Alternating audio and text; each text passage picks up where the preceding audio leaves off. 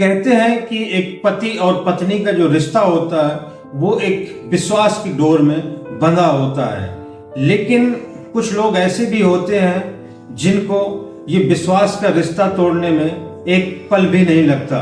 ऐसा ही एक मामला निकलकर सामने आया है जहां पर एक पत्नी अपने पति को ऐसा धोखा देती है कि जिस धोखे को लेकर उसका पति पूरी जिंदगी भर पछताता रहेगा और शायद कभी उस धोखे को भूल नहीं पाएगा। दरअसल एक पत्नी अपने पति को विश्वास में लेती है और उसकी किडनी 10 लाख रुपए में बिकवा देती है और फिर वही पैसा लेकर वो फरार हो जाती है।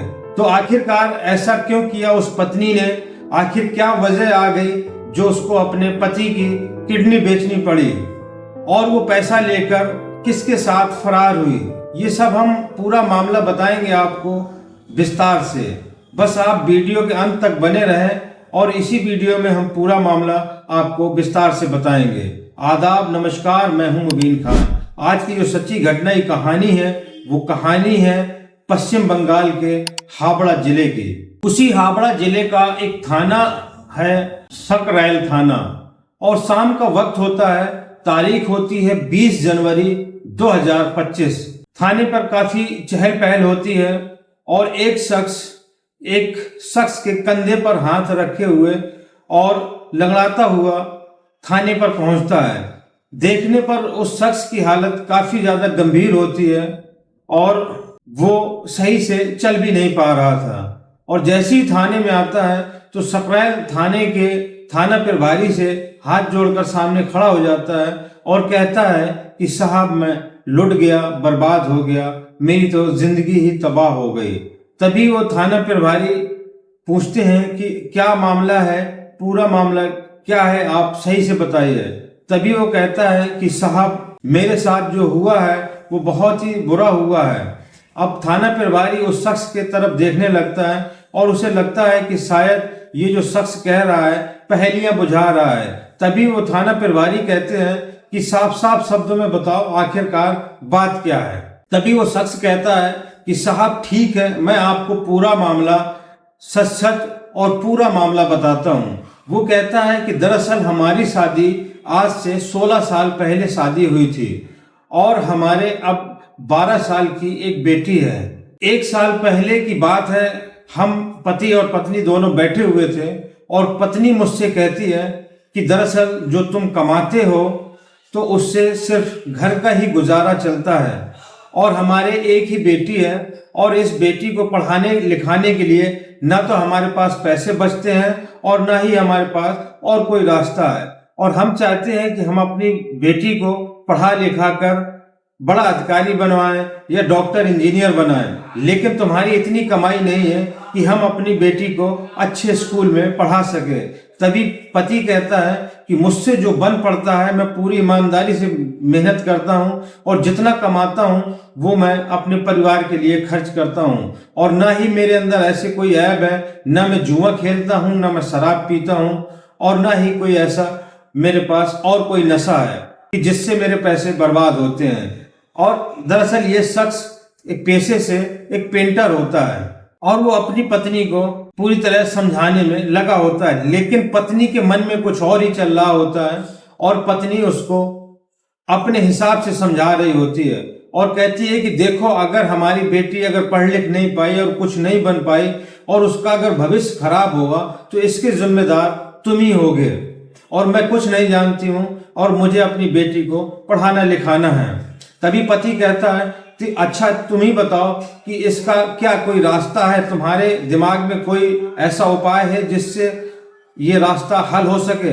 तभी पत्नी बड़े प्यार से अपने पति को समझाती है कि देखो, आजकल किडनियों के काफी पैसे मिल जाते हैं और तुम तो एक हट्टे कट्टे हो और सेहतमंद हो। अगर तुम चाहो तो अपनी एक किडनी बेच सकते हो, क्योंकि इंसान के पास 2 किडनी होती हैं और एक किडनी डोनेट करने के बाद भी एक किडनी से आदमी अपना जीवन गुजार सकता है और मैं चाहती हूं कि तुम अपनी एक किडनी बेच दो। तभी बड़े हैरत के अंदाज से मैं अपनी पत्नी को देखने लगता हूं और मुझे लगता है कि ये क्या कह रही है, ये कैसी पत्नी है जो अपनी ही पति की किडनी बेचने पर तुली है, लेकिन वो पत्नी कहती है कि किसी भी हाल में तुम अपनी किडनी बेच दो, जिससे पैसे आएंगे तो उससे एक अच्छी बच्ची की परवरिश होगी, हम बच्ची को अच्छा पढ़ा लिखा पाएंगे और फिर जितने पैसे मिलेंगे उससे बच्ची के पढ़ाने के साथ साथ मैं तुम्हारी सेहत का भी ख्याल रखूंगी, जिससे तुम्हें जीने में कोई दिक्कत नहीं आएगी। खैर, पति किसी भी तरीके से अपनी पत्नी को उस दिन टाल देता है और अपने काम पर लग जाता है और पत्नी को कहता है कि आज से मैं और ज्यादा मेहनत करूंगा, और वो काम पे फिर जुड़ जाता है। लेकिन उसकी पत्नी के मन में तो कुछ और ही ख्याल चल रहे होते हैं और अब धीरे धीरे दोनों के बीच में तल्खियां भी बढ़ने लगती हैं। और जब भी पत्नी को मौका मिलता था तो पति को ताने मारने से भी नहीं चूकती थी और छोटी छोटी बातों में पति को ताने मारने लगी थी। और इसी तरीके से जब पति पूरी तरीके से पत्नी के तानों से तंग आ जाता है तो फिर एक दिन कहता है कि ठीक है, कोई बात नहीं, अगर तुम मेरी किडनी ही बेचना चाहती हो तो ठीक है, मेरी किडनी बेच दो, लेकिन किडनी ऐसे नहीं बिक जाती, उसके लिए कोई खरीदार भी होना चाहिए। तभी पत्नी कहती है तुम इसकी टेंशन मत लो, मैं खरीदार ढूंढ लूंगी। और फिर वो आसपास के जितने हॉस्पिटल होते हैं पत्नी वहां लगातार जाती है और डॉक्टर और कंपाउंडरों से वो कांटेक्ट करती है और सभी से कहती है कि अगर किसी भी शख्स को अगर किडनी की जरूरत पड़े तो आप मुझे इस नंबर पर बता देना, क्योंकि मेरा पति अपनी किडनी डोनेट करना चाहता है। और इस तरीके से लगातार आसपास के जितने भी वहां पर हॉस्पिटल होते हैं सभी हॉस्पिटलों में पत्नी अपना कॉन्टैक्ट नंबर दे आती है और डॉक्टर से कहती है कि जल्द ही कोई ना कोई खरीदार ढूंढ देना। तभी एक दिन एक हॉस्पिटल से उस पत्नी के पास फोन आता है कि एक शख्स है जिनको अपने पिता का ऑपरेशन करवाना है और उनको किडनी की जरूरत है, क्या तुम हॉस्पिटल आ सकती हो। तभी उस पत्नी की खुशी का ठिकाना नहीं होता और वो पति कहता है कि पत्नी मुझे अपने साथ उस हॉस्पिटल में लेकर जाती है और जिस शख्स के पिता को किडनी चाहिए थी उससे जाकर मेरी पत्नी बात करने लगती है। और जब बात होना शुरू होती है तो मेरे सामने ही मेरी किडनी का सौदा मेरी पत्नी करती है और उस शख्स से कहती है कि मैं किडनी के 10 लाख रुपए लूंगी। खैर, बात 10 लाख रुपए में तय हो जाती है, लेकिन वो शख्स जब थाना प्रभारी को ये बात बता रहा था तो उसकी आंखों में आंसू आ जाते हैं और वो कहने लगता है कि दरअसल जब मेरी पत्नी मेरी किडनी का सौदा कर रही थी तो मैं इस बात से बड़ा अचंभित और दुखी था कि देखो मेरे सामने ही मेरी पत्नी मेरी किडनी का सौदा कर रही है, लेकिन वो मजबूर हो चुका था अपनी पत्नी के तानों के आगे, इसलिए वो कुछ कह नहीं सका और वो राजी हो गया। अब इसके बाद में 10 लाख रुपए में सौदा होने के बाद में फिर मैंने अपनी किडनी उस शख्स के पिता को डोनेट कर दिया। और जैसे ही मैं अस्पताल से डिस्चार्ज हुआ क्योंकि मेरे कई टाँके लगे थे और मेरी पत्नी 10 लाख रुपए और मुझे लेकर घर आ गई और मुझसे कहा कि तुम्हें इस वक्त आराम की ज़रूरत है और तुम ज़्यादा चलना फिरना भी नहीं और न घर से बाहर निकलना, मैं तुम्हारे पूरा ख्याल रखूंगी और तुम्हारे खाने पीने का भी इंतजाम करूंगी।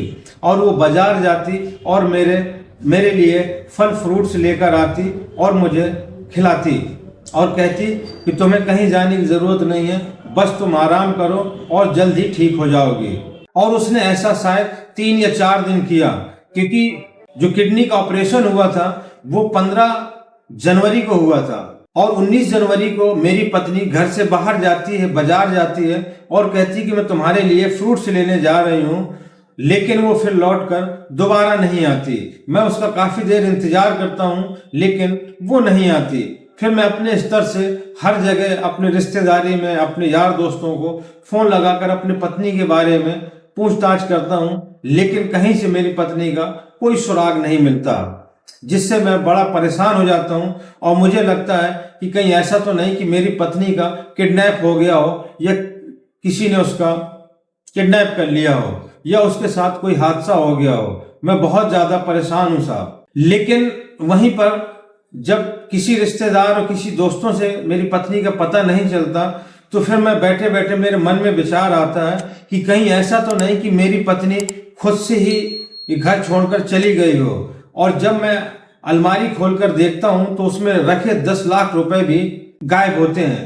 तब मुझे इस बात का यकीन हो जाता है कि मेरी पत्नी का किडनैप नहीं हुआ, बल्कि मेरी पत्नी खुद से घर छोड़कर चली गई है और किडनी के एवज में जो मिले 10 लाख रुपए वो भी लेकर चली गई है।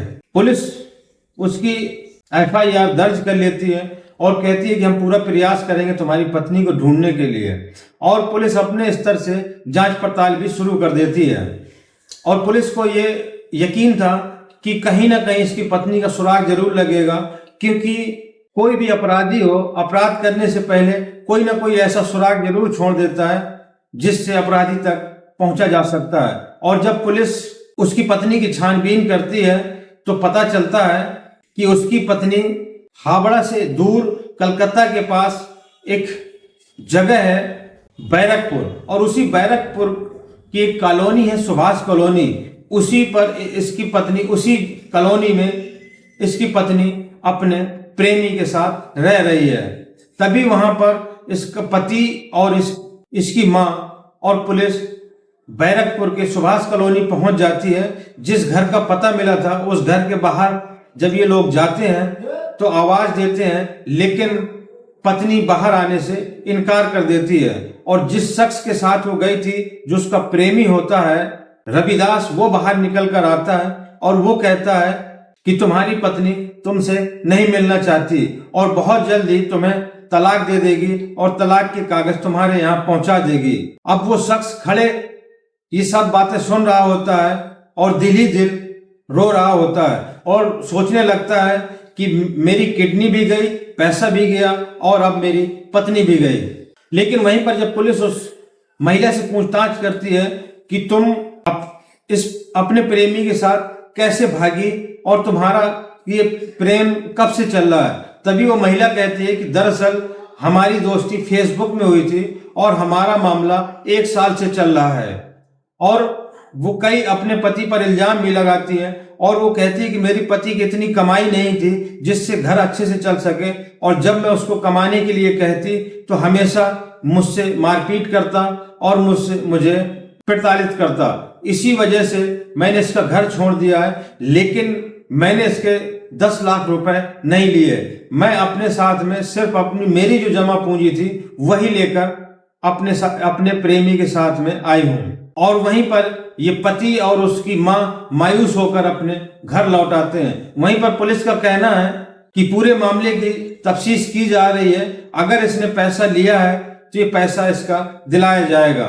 अब देखने वाली बात यह है कि देखिए पुलिस की तफ्तीश में क्या निकल कर आता है, पैसे उसने वाकई में लिए हैं या उसकी पत्नी जो कह रही है वो सच है। अब ये आगे जांच का विषय है। तो दोस्तों, ये थी आज की सच्ची घटना की कहानी। ये घटनाक्रम सुनाने का मकसद किसी को आहत करना या किसी को परेशान करना नहीं, बल्कि आप लोगों तक सच पहुंचाना और आप लोगों को जागरूक करना है। तो दोस्तों, कैसा लगा ये आपको वीडियो, कमेंट्स करके अपनी राय जरूर दें। और अगर ये वीडियो आपको पसंद आया हो तो ज्यादा से ज्यादा लाइक करें, सब्सक्राइब करें, और अगर फेसबुक पर देख रहे हो तो पेज को फॉलो करें।